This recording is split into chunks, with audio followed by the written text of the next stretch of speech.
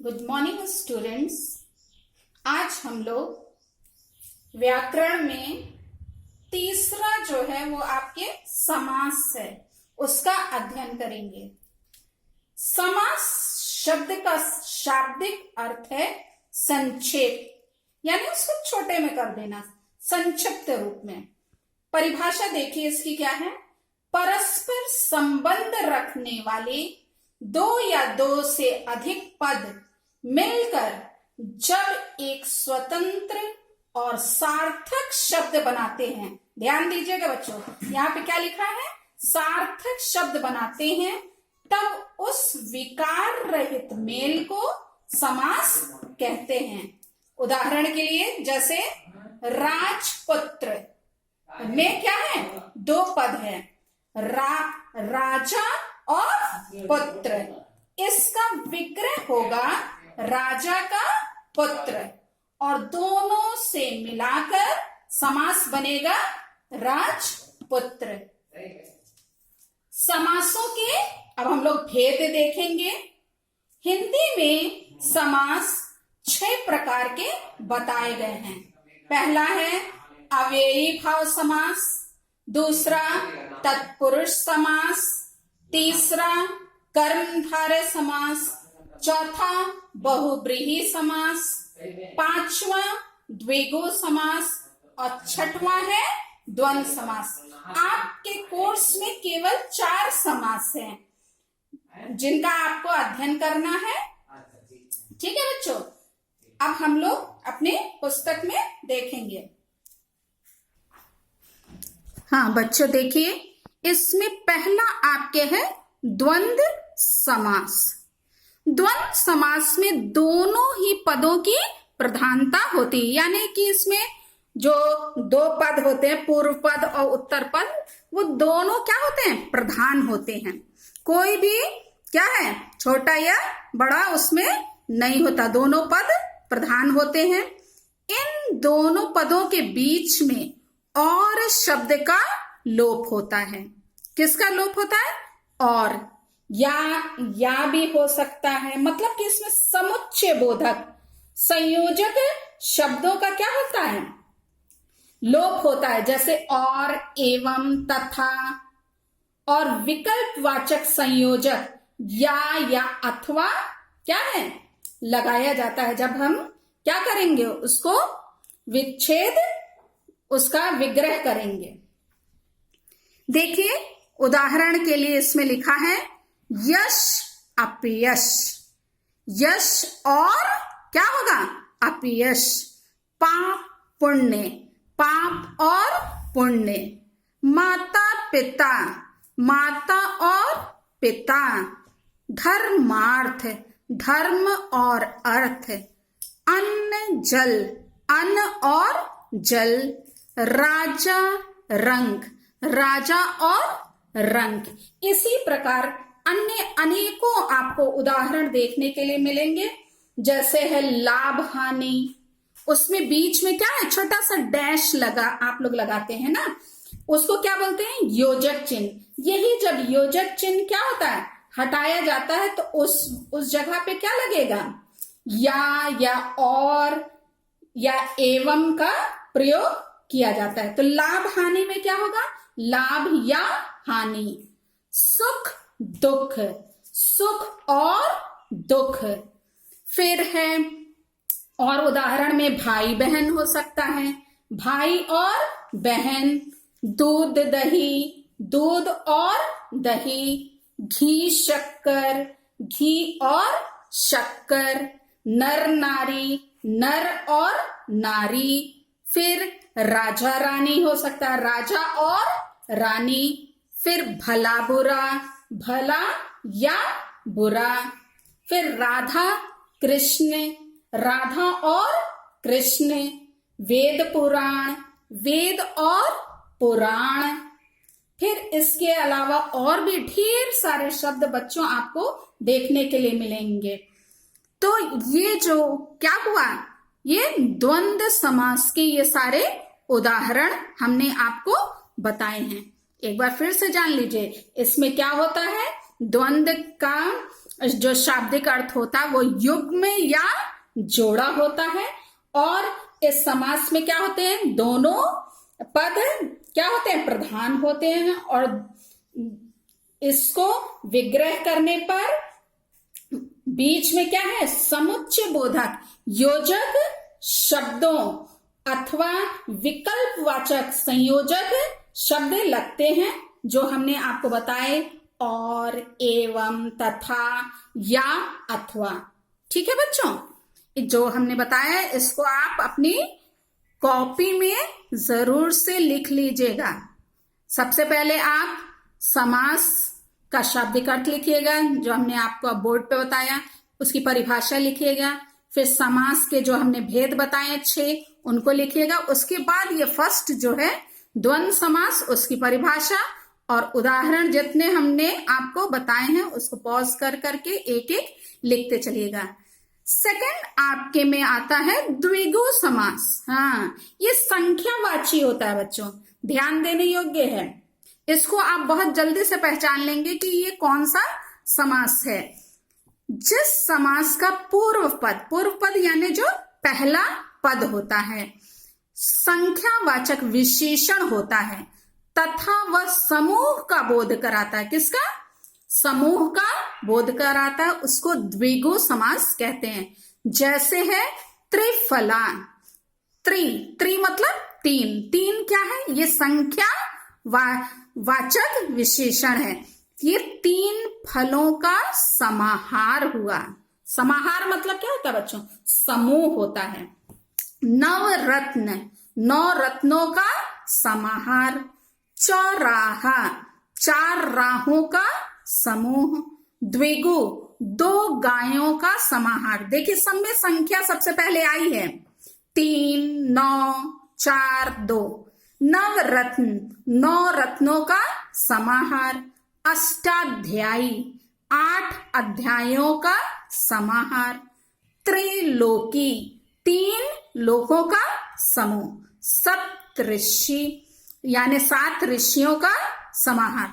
तो आपने जाना कि इसमें क्या होता है, पूर्व पद संख्यावाचक विशेषण होता है तथा ये किसका बोध कराता है, समूह का बोध कराता है। उसको क्या बोलते हैं, द्विगु समास कहते हैं। इसके और भी ढेर सारे उदाहरण हैं बच्चों, जैसे है पंचवटी, 5 वट वृक्षों का समूह। क्या होगा, पंचवटी का 5 वट वृक्षों, वट मतलब जो ये इसका बरगद वाला पेड़ होता है उसको, 5 वटों का, वट वृक्षों का समूह। फिर उसके बाद आप और उदाहरण लिख सकते हैं इसका, चौमासा, 4 वर्षा के 4 मासों का समाहार। फिर त्रिभुवन आप लिख सकते हैं उदाहरण में, 3 भुवनों का समूह। फिर आप और लिखेंगे अठन्नी, जैसे 8 आनों का समाहार। इस प्रकार जहां पे आप देखेंगे पहले संख्यावाचक विशेषण है, पूर्व पद यानी पहला पद जो है, और समूह का बोध हो रहा है, तो वहां क्या होगा, द्विगु समास होगा। अब आपके कोर्स में आता है तीसरा, कर्मधारय समास। जिस समास में विशेषण तथा विशेष्य, आप जानते हैं जिसकी विशेषता बताई जाती है उसको क्या बोलते हैं, विशेष्य। और जिन शब्दों से उसकी विशेषता को प्रकट किया जाता है उसको क्या बोलते हैं, विशेषण। अथवा उपमान या उपमेय का संक्षिप्तीकृत रूप हो, यानी उसको छोटे रूप में किया गया हो, और विग्रह करने पर दोनों ही पदों में कर्ता कारक यानी प्रथमा विभक्ति रहती है, उसे कर्मधारय समास कहते हैं। इसमें क्या होता है कर्मधारय समास में, ये विशेषण और विशेष्य होता है, या उपमान या उपमेय। उपमेय जिसकी क्या है विशेषता, उपमा दी जा रही है, उपमेय हो गया। और जिन शब्द से कि उसको उपमान बोलते हैं। देखिए जैसे यहाँ उदाहरण दिया है, अंधकूप यानी कूप, कूप मतलब कुआं, कुएं की क्या विशेषता है बताई जा रही है, वो कैसा कुआं है, अंध यानी अंधा कूप। महात्मा महान आत्मा, श्वेत कमल, श्वेत है जो कमल, पीतांबर पीला है जो अंबर, अंबर यानी आकाश। अरे ये अंबर के दो अर्थ होते हैं, एक अंबर होता है वस्त्र और एक अर्थ होता है आकाश। यहाँ पे वस्त्र से लिया गया है, पीला है जो वस्त्र।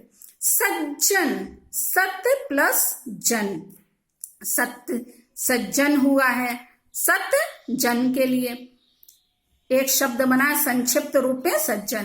पुत्र रत्न, पुत्र रूपी रत्न। मुख कमल, मुख रूपी कमल, क्या है, मुख रूपी कमल। कमल नयन, कमल के समान नेत्र। प्राण प्रिय, प्राणों के समान प्रिय। और भव सागर, भव रूपी सागर। ये सारे उदाहरण किसके हैं, कर्म धारय के। इसमें क्या होता है, एक बार फिर से सुन लीजिए कि जिस समास में दोनों पदों में है, यानी पूर्व पद और उत्तर पद, दोनों पदों में विशेष्य और विशेषण या उपमेय या उपमान संबंध हो तथा दोनों पदों में एक ही कारक की विभक्ति आवे, तो वहां क्या होगा, कर्मधारय समास होगा। उदाहरण आप और भी ढेर सा देख सकते हैं, जैसे है नील कमल, क्या है उदाहरण, नील कमल, नीला है जो कमल। या महापुरुष, महान है जो पुरुष। फिर आप और उदाहरण इसका दे सकते हैं, कमल नयन, कमल के समान नयन या नेत्र। और भव सागर, भव रूपी सागर। ये सारे किसके उदाहरण हैं, कर्म धारय के समास के। अब आता है बहुब्रीहि समास। ये इसमें देखिए क्या होता है, जिस समास में न पूर्व पद प्रधान होता है न उत्तर पद, यानी न पहला पद जो है प्रधान होता है और ना ही बाद वाला पद प्रधान होता है, बल्कि अन्य पद प्रधान होता है, उससे क्या बोलते हैं, बहुब्रीहि समास कहते हैं। उदाहरण के लिए देखिए, नीलकंठ, नीला है कंठ जिसका, ऐसा कौन है, शिव जी के लिए ये शब्द क्या हो गया है, नीलकंठ रूढ़ हो गया है। क्या हो गया है, वो उनके लिए ही केवल प्रयोग किया जाता है, शिव जी के लिए। दशानन, दस है आनंद जिसके, आनंद मतलब मुख, 10 है मुख जिसके, अर्थात कौन, रावण के लिए। चक्र पाणी, पाणी मतलब हथेली, चक्र है पाणी में जिसके, अर्थात किसके लिए प्रयोग किया गया है, विष्णु भगवान के लिए। लंबोदर, लंबा है उदर जिसका, ऐसा कौन है, बहुत ढेर सारे आपको देखने के लिए मिलेंगे, बड़े बड़े पेट वाले हैं, उदर वाले, लेकिन आप उनको गणेश नहीं कह सकते, लेकिन ये इनके लिए क्या हो जाता है, रूढ़ हो गया लंबोदर। इसलिए हम लोग क्या करेंगे, ये लंबोदर के लिए क्या लिखेंगे, गणेश जी के लिए प्रयोग हुआ है ऐसा। तो ऐसे करके बच्चों ढेर सारे शब्द हैं जो कि एक विशेष अन्य के लिए कहे गए हैं। उदाहरण के लिए हम और बता रहे हैं आप लोगों को, जैसे गजानन, गज के समान मुख वाले, तो कौन है, जल्दी आप लोग वो जान गए होंगे कि कौन है, गणेश जी के लिए कहा जाता है। उनका सिर किसके, हाथी के जैसा है, तो गज के समान मुख वाले अर्थात गणेश जी।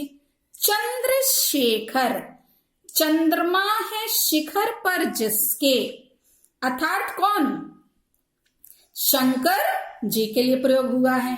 फिर चतुर्भुज, चार हैं भुजाएं जिनकी, अर्थात विष्णु। फिर आप देखेंगे पीतांबर, हमने अभी देखे यहां पे विशेष रूप से देखेगा पीतांबर कर्मधारय में भी आया है और आप बहुब्रीहि में भी ये हो सकता है, तो दोनों का ये उदाहरण है पीतांबर। लेकिन जब आप इसका विग्रह करेंगे तो क्या होगा, फर्क होगा।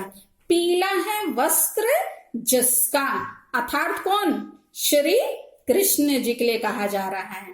तो जहां अन्य के लिए बात होता है वहां क्या होगा, यहाँ पे उसका विग्रह फर्क हो जाएगा। जब अन्य के लिए होगा तो बहुब्रीहि होगा, और जब ऐसे आप विग्रह करेंगे पीला है जो अंबर, तो हो जाएगा वहां पे कर्म धारय। इसको विशेष रूप से आप ध्यान दीजिएगा, यदि परीक्षा में ये पूछा जाता है तो आप दोनों को स्पष्ट करेंगे कि ये इसमें कर्मधारय भी समास है और बहुब्रीहि भी समास है, तो विग्रह लेकिन फर्क होगा।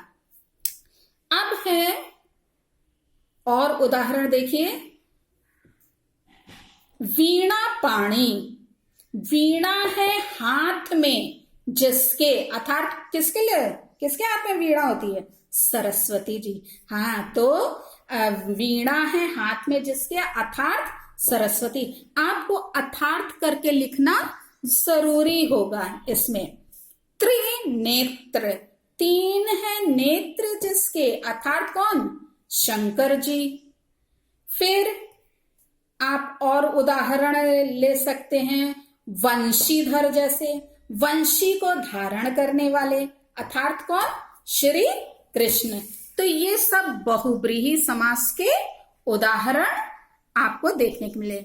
बच्चों इसको ध्यान से, आपके एग्जाम में शब्द जो है समस्त पद दिया रहेगा, आपको या तो विग्रह उसका करना होगा या फिर विग्रह दिया हुआ होगा और उसको समस्त पद बनाना होगा, या बताना होगा कि इसमें कौन सा समास है, विग्रह करके समास का नाम बताइए।